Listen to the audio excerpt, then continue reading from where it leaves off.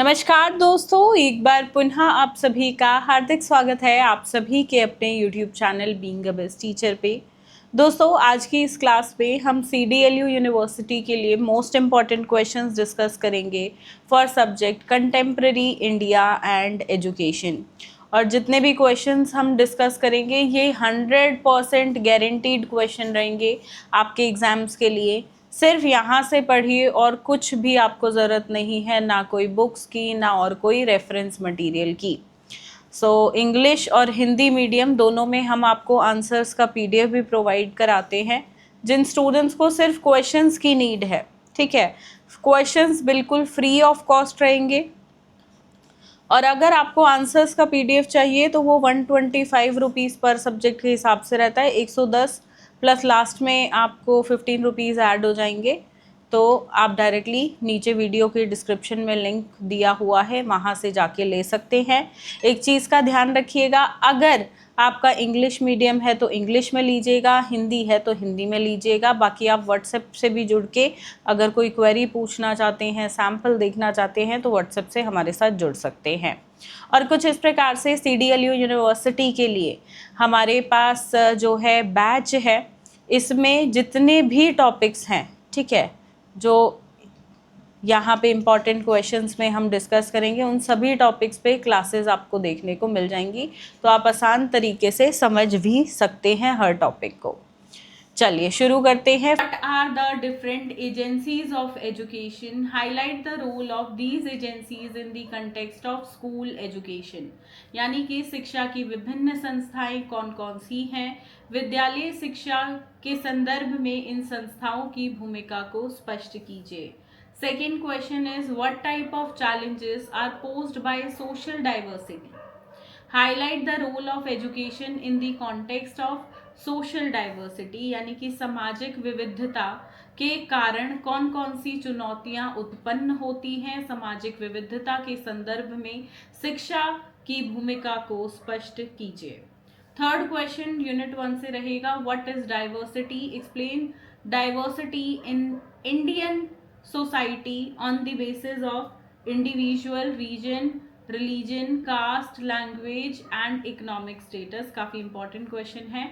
विविधता क्या है? भारतीय समाज में विविधता को व्यक्ति, क्षेत्र, धर्म, जाति और भाषा और आर्थिक स्थिति के आधार पर स्पष्ट कीजिए।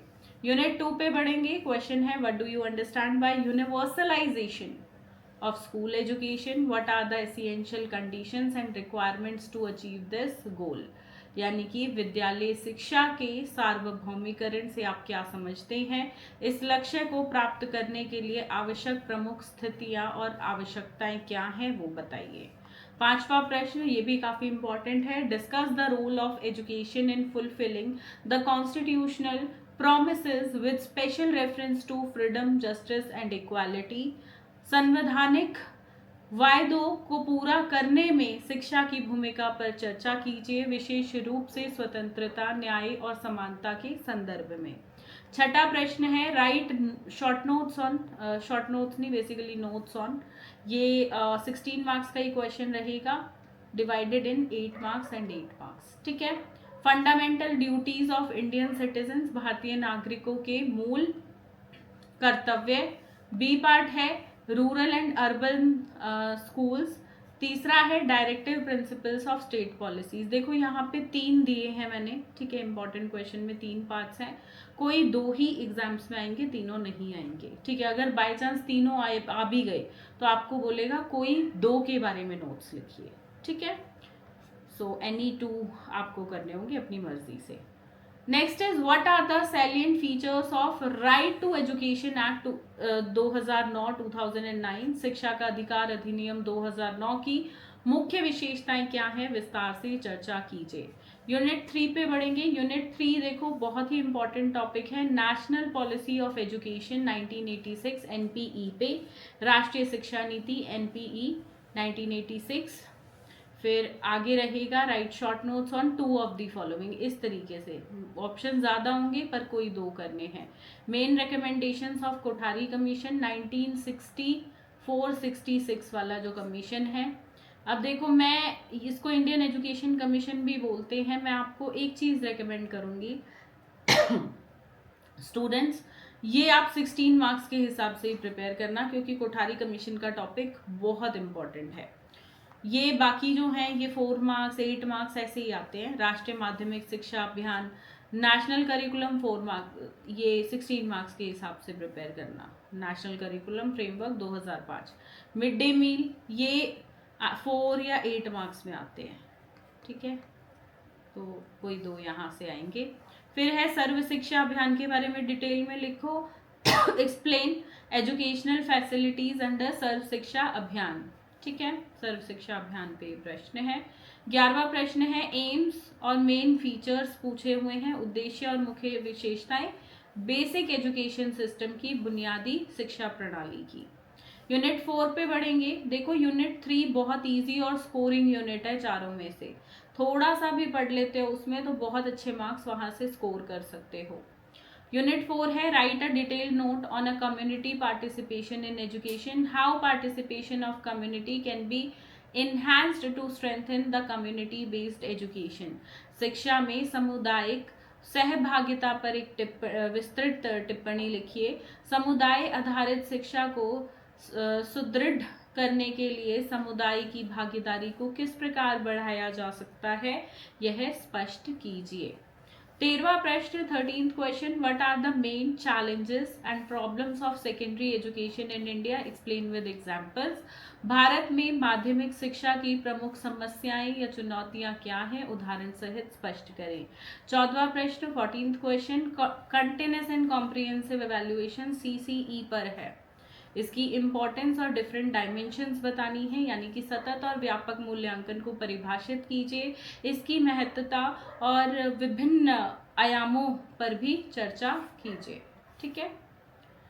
चलिए अब शॉर्ट नोट्स वाले करेंगे। 16 मार्क्स वाले क्वेश्चन यहाँ पे फिनिश होते हैं, 14 क्वेश्चन ही हैं और इन्हीं 14 क्वेश्चन में से 4 मार्क्स के भी बन सकते हैं, ठीक है। अब कुछ ऐसे प्रश्न जो शॉर्ट नोट्स में 4 मार्क्स में ही पूछे जाते हैं इस प्रकार से रहेंगे। स्कोप ऑफ एजुकेशन, शिक्षा का क्षेत्र। Problems of single teacher schools, एकल शिक्षक विद्यालयों की समस्याएं। डिस्ट्रिक्ट प्राइमरी एजुकेशन प्रोग्राम, जिला प्राथमिक शिक्षा कार्यक्रम। Audit based evaluation system, audit आधारित मूल्यांकन प्रणाली। इंक्लूसिव एजुकेशन, समावेशी शिक्षा। इक्वालिटी एंड इक्विटी, समानता और न्याय। लैंग्वेज इश्यूज इन एजुकेशन, शिक्षा में भाषाई समस्याएं, ठीक है। तो ये रहेंगे 15 अत्यंत महत्वपूर्ण प्रश्न इस सब्जेक्ट से, सिर्फ ये कीजिए। और इसमें से भी आपको बता दूं, अगर 1-2 प्रश्न आप छोड़ना चाहते हैं, ऐसा कोई प्रश्न लगे कि ये डिफिकल्ट है, तो सिर्फ 1 या 2 आप लीव कर सकते हैं, ठीक है। मतलब 2 क्वेश्चन करते हो तो दोनों को एक ही यूनिट से मत करना, ठीक है। समझ रहे हो कि दोनों क्वेश्चन सेम यूनिट के आपने छोड़ दिए। अगर आप 15 में से 13 क्वेश्चन करना चाहते हो तो किसी भी यूनिट से एक एक क्वेश्चन छोड़ देना, कोई भी 2 यूनिट चुन लेना, ऐसे करना, ठीक है। सो ये रहेगा। बाकी आंसर्स का PDF लिंक वीडियो के डिस्क्रिप्शन में है। इन सभी क्वेश्चन के आंसर्स 16 मार्क्स के हिसाब से आपको कैसे लिखने हैं, 4 मार्क्स के क्वेश्चन का आंसर कैसे लिखना है, तो मैंने डिटेल में फ्लो चार्ट्स के साथ पॉइंट वाइज, जैसे एग्जाम में नीड है बिल्कुल वैसे ही जो है आपको प्रोवाइड कराए हुए हैं। तो लास्ट मोमेंट पे बुक से मत पढ़िएगा, सिर्फ नोट्स का चुनाव करिएगा। आंसर्स PDF नोट्स ये आपको सबसे ज़्यादा हेल्प करेंगे, राइट। चलिए बाकी हम मिलेंगे अब नेक्स्ट सब्जेक्ट के इम्पॉर्टेंट क्वेश्चंस को हम डिस्कस करेंगे। एंड देखिए मैं आपसे पूछना चाहूँगी आपके 2 पेडागोजी सब्जेक्ट कौन से हैं, क्योंकि नेक्स्ट पेपर्स आपके पेडागोजी के हैं।